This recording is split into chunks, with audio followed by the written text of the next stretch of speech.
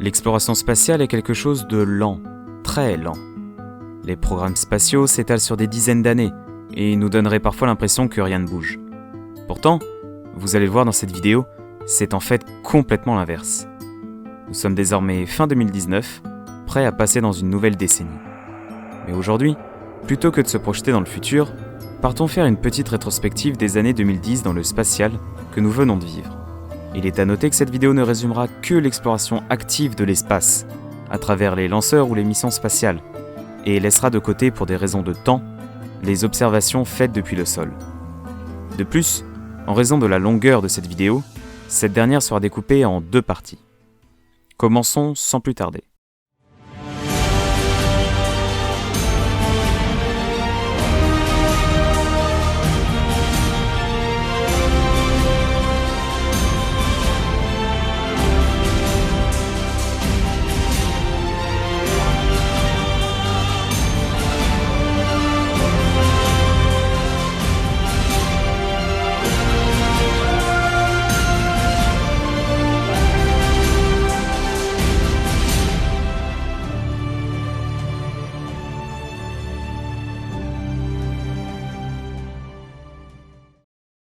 Commençons cette vidéo par parler du pays le plus actif dans le secteur, les États-Unis.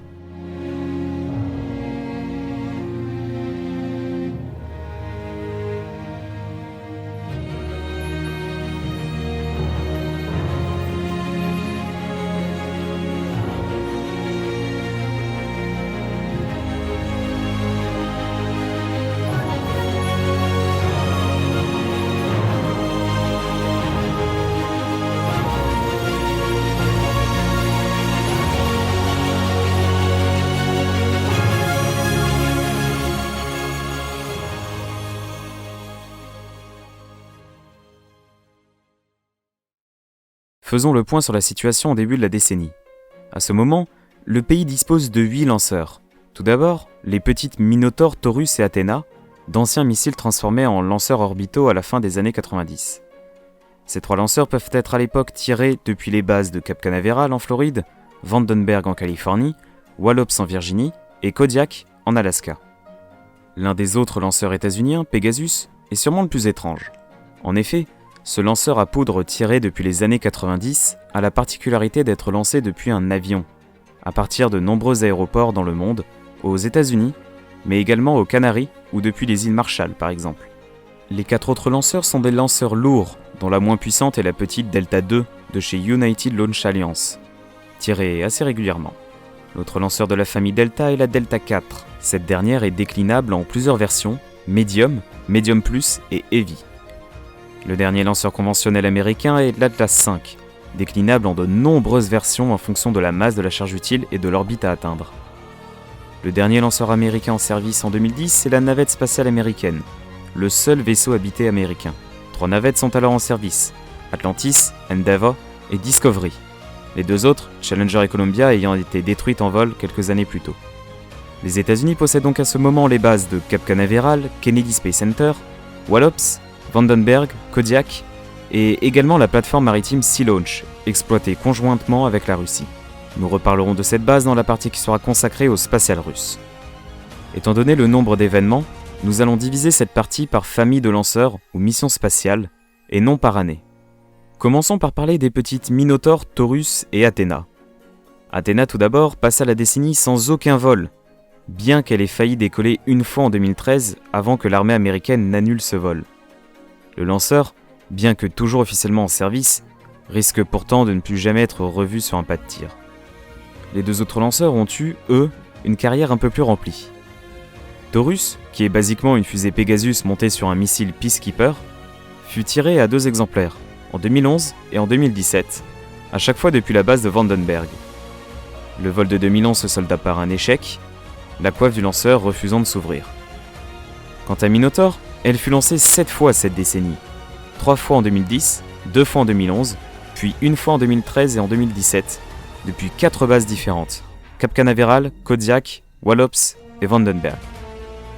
Une de ses charges utiles notables sera la mission scientifique LADEE de la NASA, qui vise à étudier la très fine et ténue atmosphère lunaire, ainsi que les différentes particules flottant autour de notre satellite. Minotaur plaça correctement la sonde en orbite lunaire, qui nous rapportera beaucoup de données sur l'atmosphère de la Lune. Durant cette décennie, Minotaur placera aussi en orbite le satellite SBSS-1, chargé de répertorier les débris orbitaux. Comme on l'a dit plus tôt, Minotaur est composé notamment d'un étage du lanceur Pegasus. Intéressons-nous donc à la carrière de ce petit lanceur si particulier durant les années 2010. Pendant ces 10 ans donc, Pegasus fut lancé seulement 4 fois. On est désormais bien loin de la cadence de plusieurs vols par an à la fin des années 90. Son premier vol de la décennie fut en juin 2012. Son avion porteur, dénommé L-1011 ou Stargazer, décolla de l'aéroport de Kwajalein, non pas aux États-Unis, mais aux îles Marshall. Le lanceur emportera un télescope spatial observant le ciel dans les rayons X, dénommé Nustar. En 2013, nouveau vol. Le Stargazer décolla cette fois de Vandenberg et largua Pegasus qui emportait Iris, un spectrographe chargé d'étudier le Soleil. Le vol suivant, en 2016, mettra en orbite depuis l'aéroport de Cap Canaveral 8 petits satellites Cygnus destinés à l'étude de l'interaction entre la mer et l'air. Enfin, Pegasus finit la décennie en 2019, où le petit lanceur emporta Icon, un satellite scientifique destiné à étudier l'ionosphère terrestre. Cela n'aurait échappé à personne, mais la cadence de lancement de Pegasus a fortement diminué. De plus, son avenir semble compromis. Plus aucun vol sur ce lanceur n'est commandé. Et comme si ça ne suffisait pas, le seul projet en lien avec ce lanceur est tombé à l'eau. C'était le projet de Stratolaunch. Stratolaunch est une compagnie privée fondée en 2010, qui prévoyait de lancer plusieurs types de lanceurs sous l'aile d'un avion porteur géant. Cet avion, dénommé simplement Stratolaunch, fut construit et testé, et vola pour la première fois début 2019. Mais quelle fusée allait bien pouvoir lancer la compagnie ? En 2014, Stratolaunch signe un accord de principe avec SpaceX pour que le Stratolaunch puisse décoller avec sous son aile une Falcon 9 de chez SpaceX, justement, dont nous reparlerons plus tard. Malheureusement, ce projet ne se concrétisa jamais. La firme se tourna vers Orbital ATK, qui exploite la fusée Pegasus dont on vient de parler. Il est alors prévu de développer une fusée Pegasus 2, plus grande, pour qu'elle soit utilisée sous le Stratolaunch. Mais la santé économique de la société déclinait, et Orbital ATK fut intégré dans la société Northrop Grumman, et Pegasus 2 fut annulé. Le Stratolaunch devait donc à terme lancer 3 Pegasus classiques sous son aile. Or, on l'a vu, Pegasus a un rythme de lancement bien trop faible pour permettre ce genre d'usage. De plus, le décès du patron de Stratolaunch acheva la compagnie, qui déclara faillite au printemps 2019. L'avion, malgré un premier vol réussi, fut mis en vente, mettant pour longtemps en pause le projet de Stratolaunch. Néanmoins, il ne s'agit pas du seul lanceur aéroporté qui a été développé en 2010. En effet, Virgin Orbit de son côté a développé pendant la deuxième moitié de la décennie son propre lanceur, dénommé Launcher One.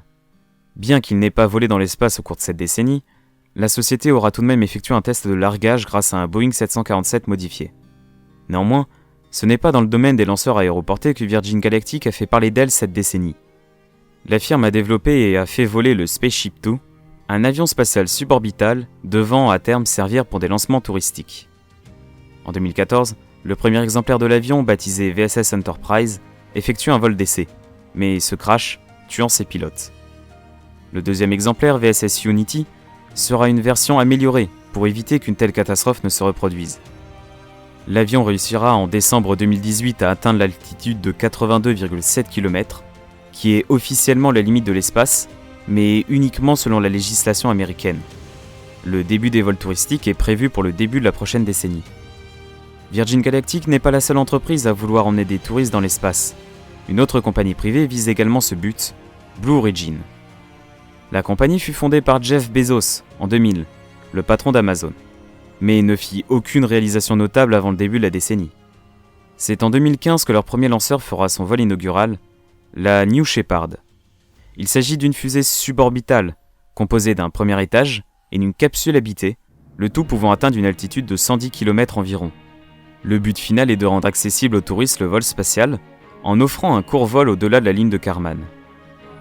Il est également à noter que le premier étage du lanceur est réutilisable. Après son vol, il revient se poser au sol grâce à son moteur et à 4 pieds d'atterrissage. L'entreprise réalisa donc son premier lancement en 2015, mais malheureusement le premier étage ratera son atterrissage. C'est en décembre de la même année, durant le deuxième vol de la New Shepard, qu'un premier étage parvint enfin à se poser entier au sol.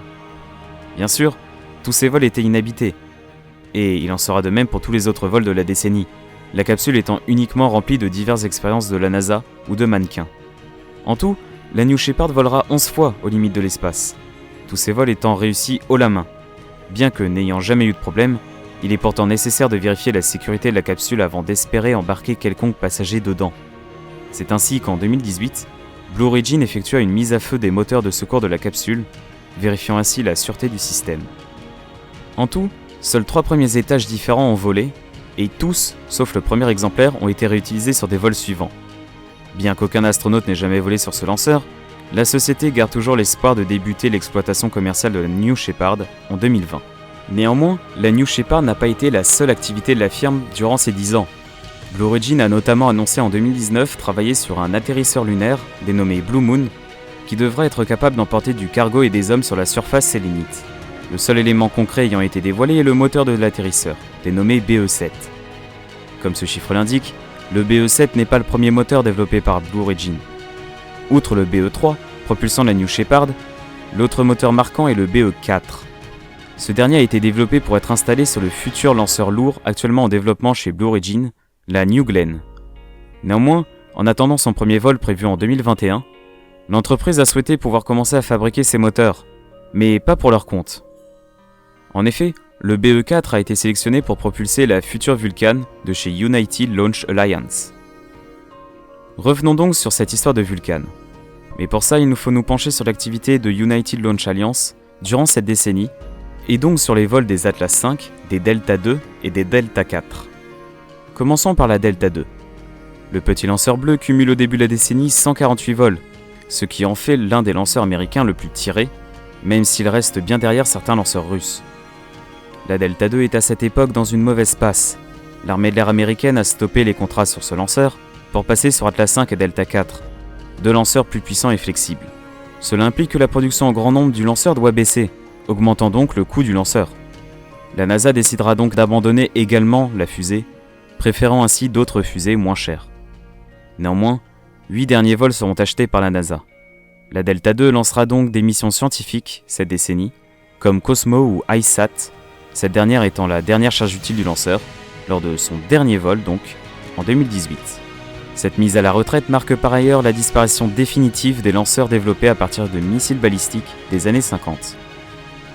Désormais, les derniers lanceurs du LA sont l'Atlas V et la Delta IV, la Delta III ayant cessé ses vols au début des années 2000. Parlons de la Delta IV justement. Cette dernière fut lancée de manière fréquente cette décennie, jusqu'à 4 fois par an. Ceci est dû notamment aux nombreux contrats signés pour l'envoi de satellites militaires de l'Air Force ou de la NASA pour des missions scientifiques. Le lancement de charges utiles commerciales reste pour ULA quelque chose d'anecdotique. Les versions médium de la Delta IV seront néanmoins de moins en moins utilisées jusqu'à être mises à la retraite définitivement en 2019. En effet, des lanceurs de même capacité peuvent remplir le même type de mission pour moins cher, comme la Falcon 9 dont nous parlerons tout à l'heure. La Delta IV Heavy reste elle très sollicitée, et ce pour quelques missions historiques, comme en 2014, où elle est utilisée pour envoyer la première capsule Orion vers l'espace, rentrant ainsi dans le cercle très fermé des 7 lanceurs ayant volé avec une tour de sauvetage. Ce vol fut une réussite complète, ce qui fut une grande étape dans la suite du programme Orion, dont nous parlerons plus tard. On peut aussi citer le lancement de Parker Solar Probe en août 2018, sonde qui partira se frotter au Soleil, devenant ainsi le vaisseau le plus rapide jamais créé par l'homme. La Delta IV Heavy voit néanmoins son avenir menacé. En effet, un nouveau lanceur doit la remplacer, Vulcan, censé être moins cher et partiellement réutilisable. En effet, ce futur lanceur sera équipé de moteurs BE4 de chez Blue Origin, et ce bloc moteur sera, après le vol, récupéré sous parachute par un hélicoptère. Ce lanceur n'a pas encore volé, seules les premières pièces ont été produites. Mais Vulcan ne devra pas seulement remplacer la Delta IV, mais aussi l'Atlas V, dont elle partagera les installations de lancement pendant une assez longue période. Et ce lanceur couleur cuivrée, le dernier de chez ULA, a une carrière bien plus remplie que ses sœurs orange et bleu. Tout d'abord, elle est lancée beaucoup plus fréquemment que la Delta IV, avec jusqu'à une dizaine de vols par an, dont certains très importants. Tout d'abord, début 2010, Atlas V lancera le premier exemplaire de la nouvelle spatiale X-37B, à vocation militaire. Elle fut lancée 5 fois cette décennie, en restant jusqu'à plus de 2 ans en orbite. Tous ces vols, automatiques bien sûr, se sont conclus par des succès. Néanmoins, son origine militaire fait que nous n'en savons que très peu sur ses missions. En 2011, Atlas V lancera le rover Curiosity vers la planète rouge, mission dont nous reparlerons en fin de partie. En 2015, c'est une autre charge utile assez spéciale qu'Atlas V enverra en orbite, le cargo Sinus de chez Orbital ATK, devenu depuis Northrop Grumman, mais nous reparlerons également de ce programme dans la suite de la partie. Atlas V réalisera 3 missions pour le petit cargo, avant qu'il ne soit lancé exclusivement sur Antares. En 2018, Atlas V lancera une autre mission martienne, InSight, contenant notamment une sonde thermique allemande et un sismomètre français vers Mars. Lancement s'étant déroulé à la perfection, comme absolument tous ces vols de la décennie. Le lanceur est par contre lui promis à une mise à la retraite courant 2020 pour être remplacé par la Vulcan, à cause notamment du moteur de son premier étage, qui est un RD-180 russe, et de sa coiffe qui est suisse. Mais avant cela, elle conclura une incroyable carrière en devenant un lanceur habité. En décembre 2019, elle enverra en effet la toute nouvelle capsule CST-100 Starliner pour un vol habité vers l'ISS, ceci ouvrant la voie à des vols habités dès l'année 2020. Revenons donc en détail sur ce programme, et pour cela, il nous faut aussi parler de la navette spatiale américaine. Ce lanceur cumule 129 vols début 2010, mais souffre d'énormément de problèmes. La sécurité tout d'abord. En effet, les astronautes décollant à bord n'avaient pas de tour de sauvetage ou de siège éjectable pour s'éjecter en cas de problème, ni de sous-couche sous les tuiles thermiques pour protéger la navette lors de sa rentrée. Ces problèmes auront été fataux aux équipages de Challenger et de Columbia, ce qui fait que la navette spatiale aura tué 14 personnes en mission. Pour tenter d'améliorer la sécurité des vols, plusieurs mesures seront prises, qui auront un impact non négligeable sur le prix du lancement, devenu exorbitant. Tous ces problèmes cumulés ont mené la NASA à décider de la mettre à la retraite, une fois que toutes les parties majeures de l'ISS auront été assemblées. C'est ainsi que jusqu'en 2011, la navette effectuera 6 derniers vols vers l'ISS, avant de se poser une dernière fois le 8 juillet, concluant quasiment 40 ans de vol. Mais cela implique quelque chose d'assez dérangeant pour les USA. Ils ne peuvent plus emmener des hommes dans l'espace. Seules la Chine et la Russie en sont capables. À partir de cette date, les Américains partiront donc vers l'ISS en Soyouz. Mais cette situation reste provisoire, et la Russie le rappelle bien avec chaque facture, devenue de plus en plus chère après chaque année. C'est ainsi que la NASA lancera un concours aux entreprises du pays, qui devront présenter des solutions concrètes pour pouvoir emmener le plus vite possible des hommes dans l'espace depuis le sol états-unien. C'est le Commercial Crew Development, ou CCDEV. 3 entreprises seront dans un premier temps sélectionnées, SpaceX, Boeing et Sierra Nevada Corporation, qui proposent toutes les 3 des designs assez différents. Commençons par Boeing et sa capsule CST-100 Starliner, celle qui vola donc en décembre sur Atlas V, qui est une capsule classique de type Apollo, bien qu'elle en diffère notamment sur le système d'éjection, qui se fera non pas avec une tour de sauvetage, mais avec des moteurs de secours directement intégrés à la capsule. Elle présentera aussi la particularité d'être la première capsule américaine à revenir se poser sur la terre ferme. Durant les années 2010, Boeing réalisera de nombreux essais. Mise à feu statique des moteurs d'éjection, tests de parachute ou démonstration orbitale fin 2019. La suite pour la Starliner, c'est bien sûr l'envoi de l'équipage dans l'espace, avec une capacité maximale de 7 astronautes. Un autre vaisseau radicalement différent pouvait également emporter 7 personnes en orbite, la Dream Chaser de chez Sierra Nevada Corporation. Cette entreprise misera sur un design audacieux de navette spatiale qui fut inspiré de la navette spatiale soviétique Bor 4, la première navette spatiale de l'histoire. Cette navette devait être lancée sous une Atlas V, mais fut transférée sur la Vulcan, l'Atlas V partant bientôt à la retraite. Le premier design de la Dream Chaser était donc une navette spatiale assez classique, pouvant revenir se poser à la manière d'un avion au sol. Elle effectue un vol atmosphérique en 2013, ce qui permet de valider ses caractéristiques aérodynamiques, mais malheureusement, la NASA effectua une nouvelle sélection dans le contrat CCDEV, et seuls Boeing et SpaceX furent retenus pour le vol habité. L'agence américaine permit toutefois à Sierra Nevada de participer au programme CRS, pour Commercial Resupply Services, qui vise à amener du fret à bord de l'ISS. Le reste de la décennie se fera donc sur le développement de cette version cargo, reprenant la forme de la version habitée, bien qu'un module supplémentaire soit ajouté à l'arrière du véhicule pour augmenter sa capacité. La version habitée n'est pas abandonnée pour autant, mais son développement, se faisant sur fonds propres, progresse bien plus lentement. Un partenariat avec l'Agence spatiale européenne fut évoqué pour le lancement de Dream Chaser sur Ariane 6, mais ce projet semble lui aussi reporté. Parlons donc de la dernière entreprise du programme CCDEV, SpaceX. Fondée au courant des années 2000 par le millionnaire Elon Musk, SpaceX s'est vite lancé dans la réalisation de lanceurs, avec la Falcon 1 notamment, qui vola jusqu'en 2009. Début 2010, SpaceX est donc en pleine transition. Son premier lanceur léger ne vole plus, et son futur lanceur moyen, la Falcon 9, ne volant pas encore. Ce sera chose réglée en juin 2010, où la toute première Falcon 9 décolla de Cap Canaveral pour un vol de démonstration. Les missions suivantes jusqu'en 2013 seront toutes financées en grande partie par la NASA, pour le développement du cargo Dragon, mais ça on en reparlera un peu plus tard. Les vols pour la NASA seront néanmoins complétés par des vols commerciaux. La Falcon 9 changea énormément au cours de la décennie, passant de lanceur moyen à un petit lanceur lourd, que ce soit en améliorant ses moteurs Merlin ou en agrandissant ses étages. Et bien sûr, une des particularités notables de la Falcon 9 est le fait qu'elle soit réutilisable. Bien que SpaceX ne soit pas la première entreprise à tenter de récupérer un étage de fusée, ce titre étant détenu par l'Agence spatiale européenne, c'est néanmoins le premier à avoir refait voler un étage qui avait déjà fait un autre lancement. Outre les missions Dragon et les vols commerciaux, la Falcon 9 lancera notamment la navette X-37B, dont nous avons parlé un peu plus tôt, mais aussi l'atterrisseur lunaire Bereshit, dont nous reparlerons dans la partie consacrée au spatial israélien.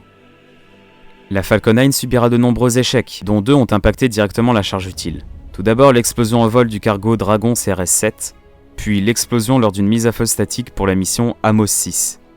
D'ailleurs, en dédommagement de cet échec, SpaceX offrira à l'entreprise le lancement de son satellite Amos 17 en 2019. Les autres échecs de la Falcon 9, 10 en tout, ne concernent que la récupération du premier étage, qui a donc échoué. L'entreprise récupère ses premiers étages grâce à plusieurs zones d'atterrissage terrestres, 2 sont situées à Cap Canaveral et une à Vandenberg en Californie, base d'où la Falcon 9 peut aussi être lancée. Mais SpaceX dispose aussi de 2 barges autonomes, dénommées Of Course I Still Love You et Just Read the Instructions. L'entreprise ne se limitera pas à la récupération d'étages de fusée, mais aussi à la récupération de la coiffe du lanceur. 2 bateaux sont déployés en mer depuis début 2019, chargés d'essayer de rattraper les 2 demi-coiffes grâce à un filet géant. Ce sera fait pour la première fois mi-2019, ce qui ouvre la voie à leur utilisation, qui a eu lieu en novembre 2019, où la coiffe de la mission Starlink L1 fut réutilisée d'un vol précédent. Outre la Falcon 9, SpaceX a aussi développé un autre lanceur lourd, la Falcon Heavy, qui est pour simplifier une Falcon 9 avec 2 premiers étages de Falcon 9 également en guise de propulseur d'appoint. Le lanceur fit son premier vol en 2018 et 2 autres en 2019, tous réussis, bien qu'aucun des 3 premiers étages des missions n'ait pu revenir se poser avec succès sur leur barge. Ce lanceur est à la fin de la décennie le plus puissant en service et est le 4e de l'histoire, après Energia, la Saturn V et la N1. SpaceX aura réalisé d'autres projets, en commençant par le déploiement des premières unités de la future constellation Starlink, devant permettre un accès mondial à Internet. 120 satellites sont déjà en orbite, bien qu'une partie non négligeable de ces unités soit d'ores et déjà hors service. Un autre grand projet de SpaceX fut sa participation au programme CCDEV, aux côtés de Boeing et de Sierra Nevada Corporation, qui prend la forme de la capsule Dragon Crew. Outre son design futuriste, elle possède une particularité notable, l'absence de système d'éjection sous la forme de tour de sauvetage. À l'image de la CST-100 Starliner, les moteurs d'éjection, appelés Super Draco, sont directement intégrés dans la capsule. Bien que son premier vol fût prévu en 2014, c'est début 2019 que la première Dragon Crew décollera, réalisant un vol inhabité vers l'ISS. Vol qui se déroulera sans incident notable. Quelques mois plus tard, cette même capsule fut testée au sol pour un essai d'allumage de ses Super Draco, mais ce test conduit à la désintégration de la capsule. La Dragon Crew ne revolera pas de la décennie, le temps de déterminer la cause de cet échec. Enfin, le dernier grand projet de SpaceX, c'est le développement du Starship, un lanceur super lourd, supposé pouvoir emmener des hommes sur Mars. Au cours des années 2010, SpaceX développera le moteur Raptor, carburant au méthane et à l'oxygène, ce qui devra propulser le lanceur. Mais surtout, SpaceX construira plusieurs prototypes à Cap Canaveral, mais également sur un nouveau site d'essai situé à Boca Chica au Texas.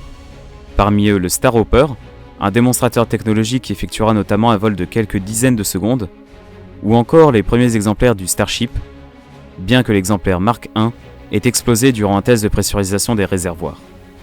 Pour finir sur SpaceX, parlons de son vaisseau cargo, le Dragon, et du programme CRS. La mise à la retraite des navettes spatiales américaines allait signifier que le ravitaillement de l'ISS ne pourrait plus être assuré par les États-Unis. Déjà que le pays allait dépendre des Russes pour le lancement des astronautes, il était hors de question d'également dépendre d'eux pour l'envoi de cargo vers la station. C'est pour cela que la NASA a lancé le programme Commercial Resupply Services, abrégé en CRS. 2 compagnies furent sélectionnées pour y participer, Orbital ATK et SpaceX. Cette entreprise développera donc le cargo Dragon, qui aura une particularité notable, celle de pouvoir revenir amérir en douceur dans l'océan, ce qui offre une capacité de retour d'expérience non négligeable aux États-Unis.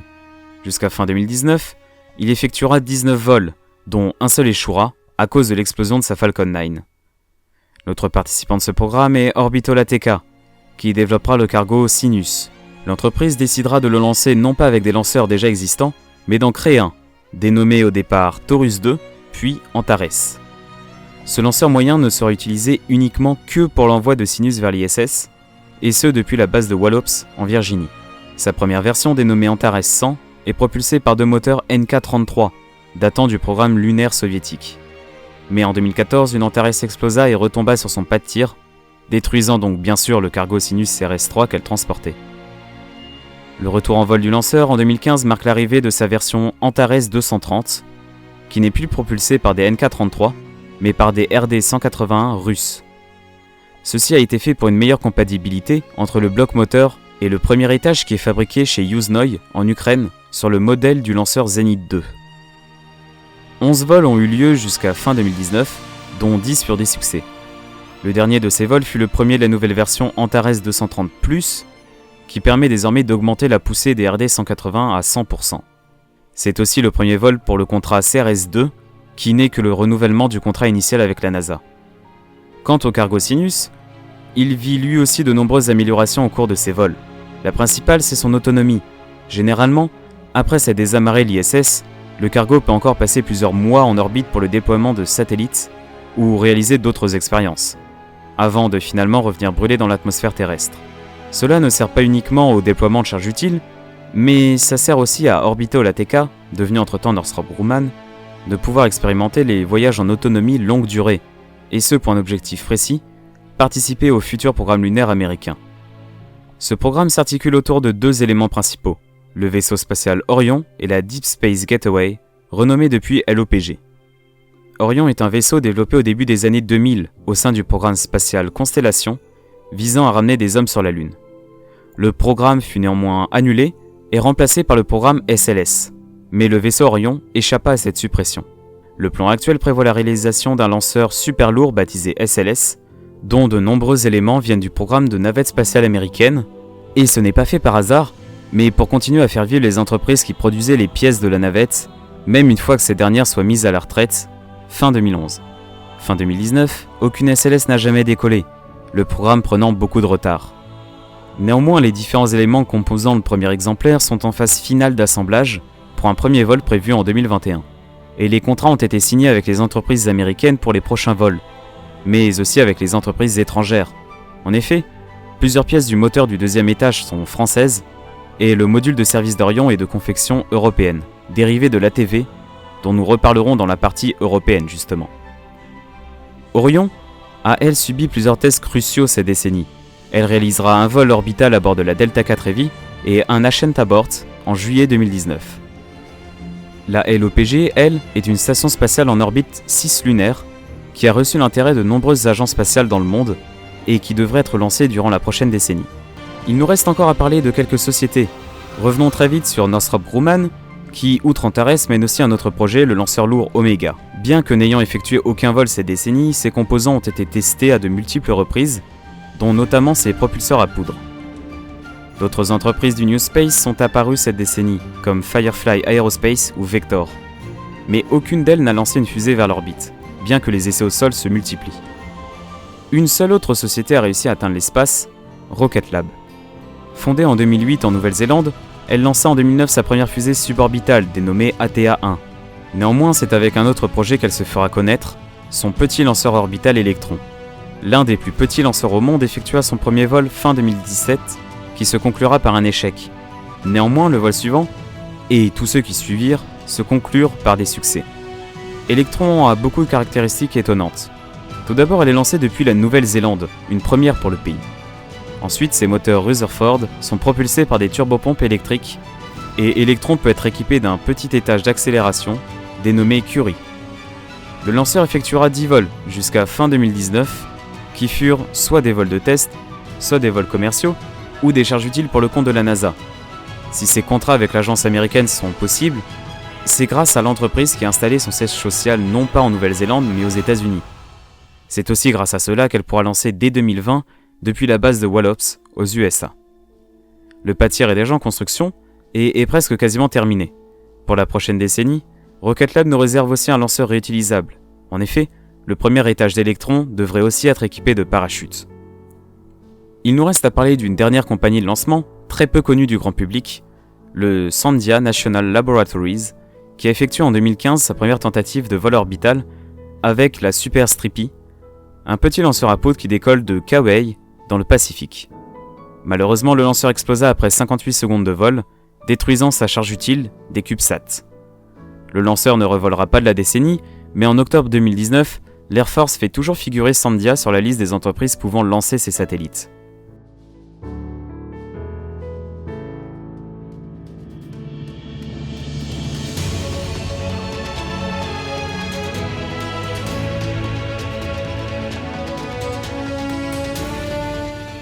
Parlons désormais des vols habités américains. Durant la décennie 2010, les USA enverront 35 personnes en orbite par leurs propres moyens, ce grâce à la navette spatiale américaine. Au niveau de l'ISS, le segment américain subit quelques changements, notamment l'ajout du module américain Tranquility ou de la fameuse cupola de l'ISS, mais aussi l'ajout de la palette logistique Express ou du spectromètre magnétique Alpha et du module logistique multi-usage Rafaelo.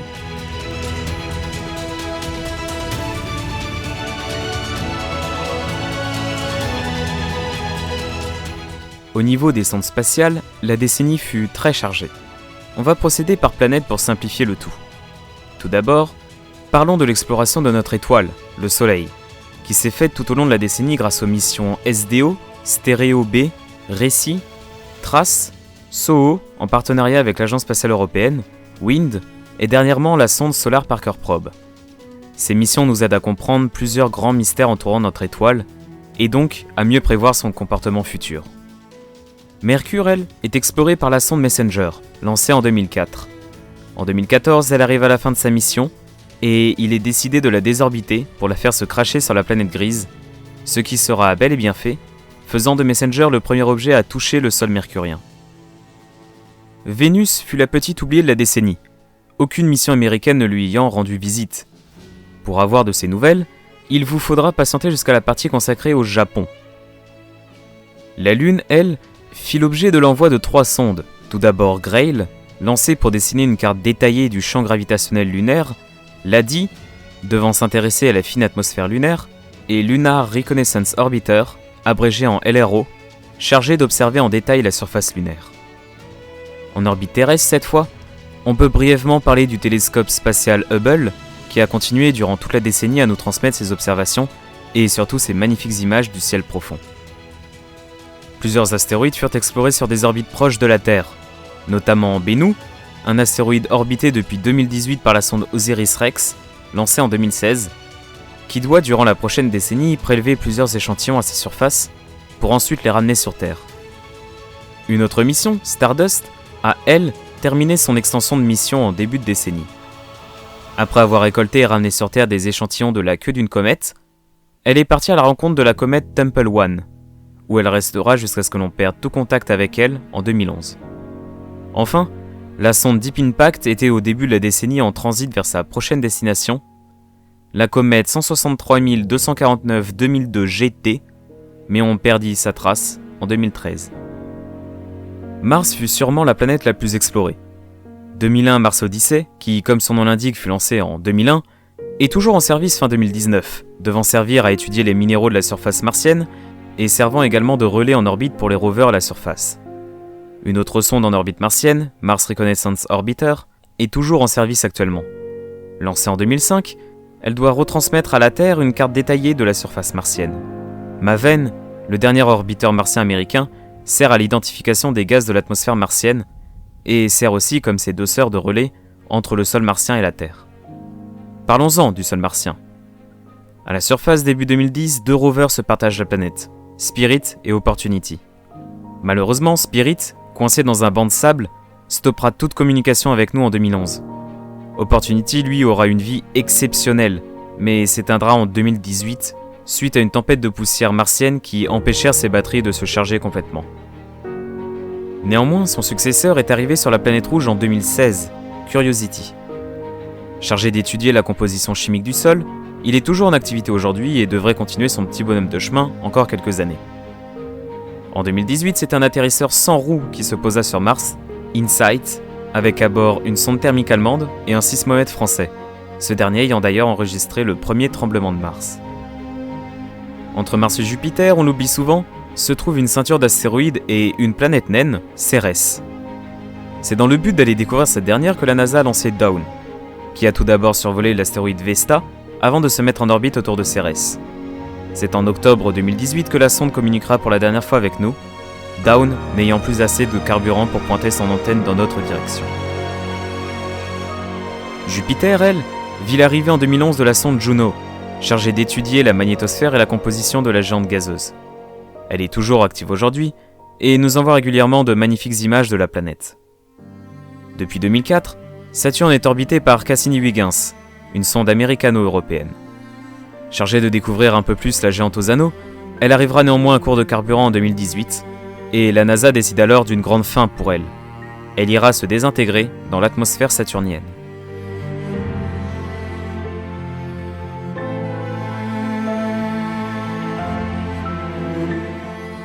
Uranus et Neptune resteront inexplorés pour le reste de la décennie.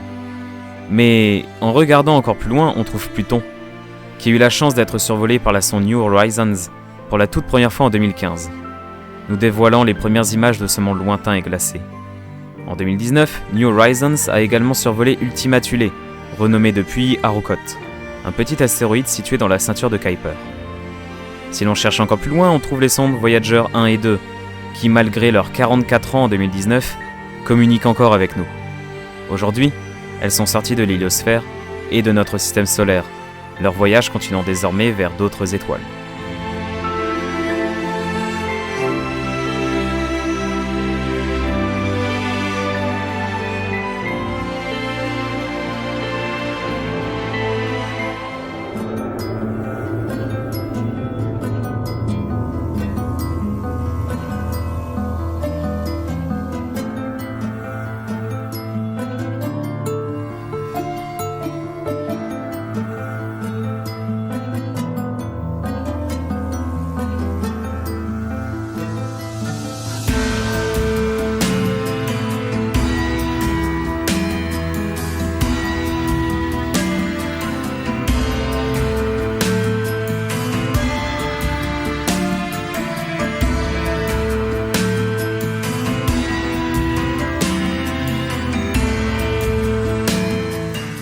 « 2010 fut une décennie compliquée pour le spatial russe, comme d'ailleurs toutes les décennies depuis la création de la Russie en 1991. On peut tout de même noter que le pays semble enfin se remettre de la chute de l'Union soviétique pour commencer à aller de l'avant. Revenons donc sur 10 ans de spatial russe, en faisant tout d'abord un point sur les lanceurs début 2010. Commençons par parler du lanceur phare du spatial russe, Soyouz, et ses 1693 vols orbitaux début 2010. À cette date, elle est lancée dans sa version U ainsi que FG plus moderne. Également, depuis quelques années, Soyouz 2 a fait son apparition. Il s'agit de la version qui doit à terme remplacer Soyouz U et FG. Elle est alors déclinée en 4 versions, Soyouz 2.1A, 2.1B et les 2 autres versions guyanaises dont nous parlerons un peu plus tard dans la partie européenne. Pour les lancements militaires, une autre version de Soyouz est également utilisée, Molnia, version qui doit également être à terme remplacée. La Russie dispose également d'un lanceur lourd, Proton, disponible alors en 2 versions, Proton K et M. Les autres lanceurs russes à cette époque sont généralement bien moins connus du grand public. Tout d'abord, la Russie lance Cosmos 3M depuis Baïkonour, un lanceur léger. Des missiles datant de la période soviétique sont aussi utilisés comme lanceurs. C'est le cas pour Strela, lancé depuis Baïkonour signifiant flèche en russe, Rokot depuis Plesetsk, ou encore Dnepr depuis Yezny ou Baïkonour. Enfin, la Russie exploite Zénith 2, une fusée dérivée des boosters de l'ancien lanceur super lourd Energia, qui est un lanceur moyen, lancé depuis Baïkonour, mais également depuis la plateforme Odyssey, en mer. Le lanceur est couramment dénommé tout simplement Zénith, En effet, la véritable Zénith 1 était juste la dénomination des boosters d'Energia, Zénith 2 étant alors la vraie première Zénith à décoller de manière autonome. L'Ukraine quant à elle n'a pas de lanceur ou de base dédié, mais fournit divers composants, comme le premier étage de la fusée américaine Antares, le moteur du quatrième étage du lanceur européen Vega, ou des éléments des lanceurs Dnepr ou Rokot, par exemple. Les lanceurs russes sont alors lancés depuis 4 bases, le cosmodrome de Baïkonour, au Kazakhstan, le cosmodrome de Plesetsk, dans le nord du pays, le cosmodrome de Yazny, dans le sud de la Russie, et la plateforme Odyssey, en mer. Commençons par parler de Cosmos 3M. Ce petit lanceur bariolé de couleurs effectuera son seul vol de la décennie en 2010, ce lancement étant également son dernier. C'est en avril qu'il effectuera son 447e lancement depuis le cosmodrome militaire de Plesetsk. Il restera dans l'histoire comme étant le deuxième lanceur le plus tiré, après bien sûr l'indétrônable Soyouz. Ce vol réussi placera en orbite un satellite de positionnement Parous. Restons à Plesetsk pour parler d'un autre lanceur, Molnia. Ce dérivé du R7 signifiant éclair en russe va tout comme Cosmos 3M disposer d'une très courte carrière, puisqu'elle aussi effectuera un unique et dernier vol pendant la décennie, fin 2010, également depuis le cosmodrome de Plesetsk. Ce sera néanmoins son 320e vol, et il s'agit du 4e lanceur le plus tiré de l'histoire. Elle sera par la suite remplacée par des versions plus récentes de Soyouz, notamment Soyouz 2, dont nous parlerons un peu plus tard. Retournons dans le domaine des lanceurs légers, avec Strela. Cette dernière fut lancée 2 fois seulement cette décennie, qui, au contraire de sa grande sœur Rokot, n'effectue pas de vol régulier. Elle a la particularité de décoller uniquement depuis un silo, mais l'entreprise NPO Mac, qui l'exploite, souffre de graves difficultés financières qui vont conduire le lanceur à la retraite, après donc seulement 3 vols. En 2003, en 2013 où elle a emporté Cosmos 2487 en orbite, et en 2014 où elle emporta Condor E en orbite. Après cela, le lanceur sera donc retiré de la circulation, après une très courte carrière. Parlons maintenant de sa sœur Rokot, signifiant vrombissement en russe. Sœur, car ces 2 lanceurs sont basés sur le même missile, l'UR-100N. Cette dernière a déjà une carrière beaucoup plus remplie que Strela au début de la décennie avec 13 vols au compteur. De 2010 à 2019, Rokot effectuera 19 vols, tous depuis le cosmodrome de Plesetsk. Le petit lanceur enverra plusieurs missions notables, telles que 3 satellites Swarm et les satellites Sentinel 3B et 5P. Ces charges utiles furent lancées non pas par l'armée russe, mais par Eurocot, une compagnie allemande créée pour concurrencer Ariane et donc la France. Néanmoins, Rokot souffre d'un problème. Elle possède de nombreux composants ukrainiens. Or, la Russie souhaite une indépendance totale.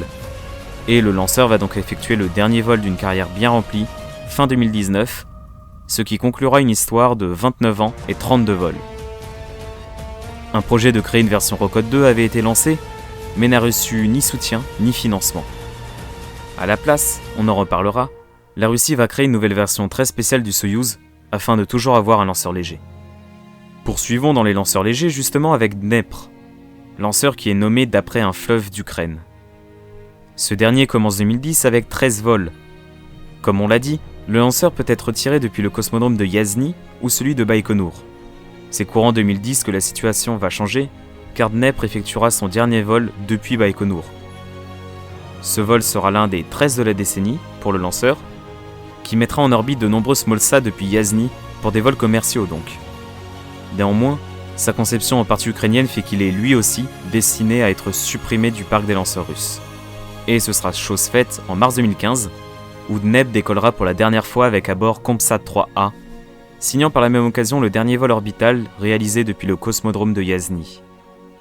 Comme on le voit, beaucoup de lanceurs russes sont partis à la retraite durant la décennie, surtout des lanceurs ayant une conception en partie ukrainienne.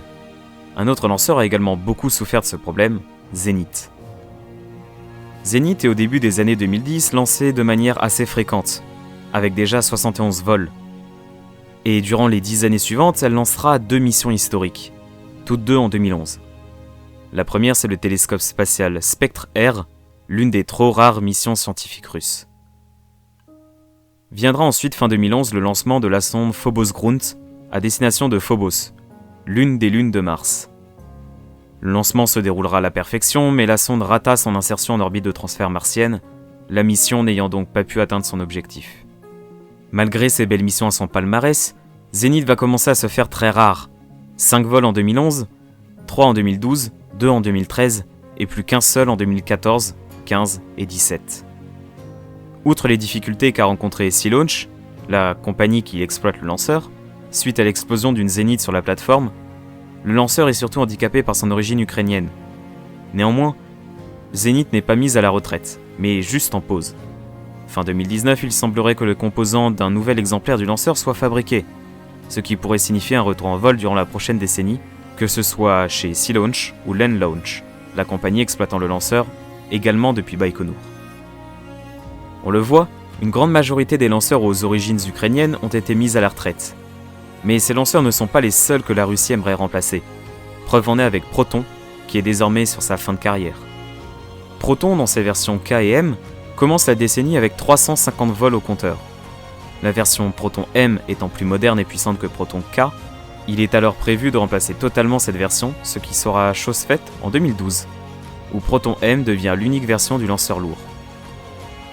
Ce dernier est utilisé à la fois pour des lancements militaires et commerciaux, mais également quelques lancements sortant du lot, comme la sonde européenne ExoMars, qui décolla en 2016 à destination de la planète rouge, ou encore le télescope spatial Spectre-RG, qui est de la même famille que Spectre-R, qui a malheureusement rendu l'âme début 2019.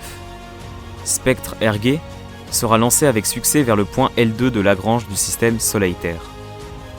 Malgré cette carrière remplie, Proton pose un problème depuis des décennies. Ses ergols toxiques, composés d'UDMH et de peroxyde d'azote, la rendent très dangereuse. Le gouvernement russe a décidé de stopper la carrière du lanceur lourd au cours de la décennie 2020. Fin 2019, il ne reste alors plus que 15 protons à lancer. Mais il n'est pas question pour la Russie de se retrouver sans lanceur lourd. C'est pour ça que depuis les années 90, une nouvelle famille de lanceurs est développée, Angara. Cette fusée est destinée à être déclinée en de nombreuses versions, pouvant servir de lanceur léger comme de lanceur lourd. Elle effectue un premier vol suborbital à l'été 2014 dans sa version légère, Angara 1.2, qui se soldera par un succès. À la fin de l'année, c'est la version lourde, Angara A5, qui effectuera son premier lancement, orbital cette fois, lancement qui se déroulera également normalement. Ces deux missions décollèrent depuis le cosmodrome de Plesetsk, le seul à pouvoir accueillir Angara. En effet, la Russie souhaite limiter son activité à Baïkonour, désormais situé en plein Kazakhstan. Il était donc hors de question de construire un nouveau pâtir là-bas. Angara décollera donc uniquement du cosmodrome de Plesetsk et de Vostochny, dont nous reparlerons un peu plus tard. Dans ce dernier, le pâtir n'est pas encore achevé, mais les travaux de construction ont bien avancé. Angara, après ses 2 vols de 2014, ne revolera pas de la décennie. Son deuxième vol orbital étant désormais prévu pour courant 2020. Parlons désormais du lanceur phare de la Russie, Soyouz. Le premier lanceur spatial de l'histoire aura subi de nombreux changements au cours de cette décennie. Début 2010, Soyouz, toutes versions confondues, est bien entendu le lanceur le plus tiré de l'histoire avec pas moins de 1693 lancements orbitaux et 1749 vols si on compte les vols suborbitaux. Elle est comme on l'a dit déclinée en plusieurs versions, Soyouz U, FG et Soyouz 2. Soyouz U est la plus ancienne de la famille et comporte plusieurs composants ukrainiens. Elle est donc destinée à disparaître assez rapidement. En 2012, elle effectuera son dernier vol depuis Plesetsk et en 2014, son dernier vol commercial. À partir de cette date, les derniers exemplaires de Soyouz U sont utilisés pour lancer les cargos Progress vers l'ISS. En décembre 2015, certains vols de Progress seront transférés sur Soyouz 2.1A, plus moderne et efficace.